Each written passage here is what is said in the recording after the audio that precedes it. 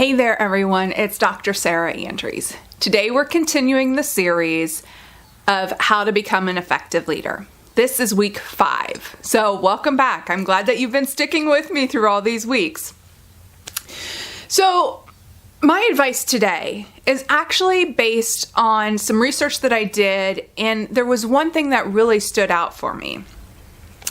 And Gallup, I wrote it down so I got it right for you guys, but Gallup's did a study, and they studied business leaders to understand the growth of their organizations and their businesses. And what they found was that businesses with leaders who were high delegators grew 112% faster than companies without leaders with that high delegation skill. So today's advice for becoming an effective leader is become a really great delegator. Now, I know I struggled with this when I was first becoming a leader because, number one, I really love what I do, and there is usually nothing I want to delegate because I want to do it all. And I had to change my perspective on what delegation was.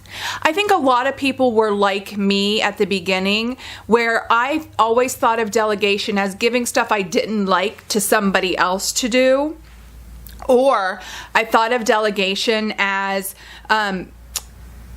giving people just stuff to do. But when I changed my perspective on delegation, instead of thinking it as giving people things to do, to I'm giving this, using delegation as a way to develop that person, it changed my whole perspective. And I think that could help you shift as well if you struggle with delegation. So when you delegate to develop, you give people things to do, and you, of course, you don't delegate and just give somebody something. You make sure that they can do it, you train them, all that kind of stuff. That's our obligation as leaders to develop people. We have to be smart about it and work them through the process so that they can be successful.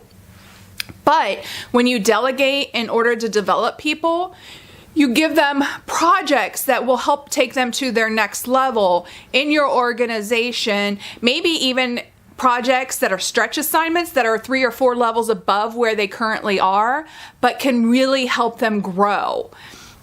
Now, when you delegate, you're still ultimately responsible for what you've delegated, right? So you need to make sure that you've put in some checks and balances. You don't just give them something and never even ask if it's done, right? So you give them an opportunity to do check-ins with you to let you know how they're doing.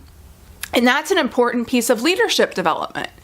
People being able to take initiative on their own, complete stuff, and report back that they've gotten it done. So I would encourage you this week to start thinking about delegation as development. Look at your list of things that you do all the time, and look at your people who work with you and think about, what can I give them to help them grow to their next level? What assignment could I give this person that would start preparing them to take over the role I'm currently in? Because as a leader, I want to grow and I want to do greater things. Well, start backfilling, start working and developing people to take your position, and then give yourself opportunities to move forward. All right, you guys, I'll talk to you next week.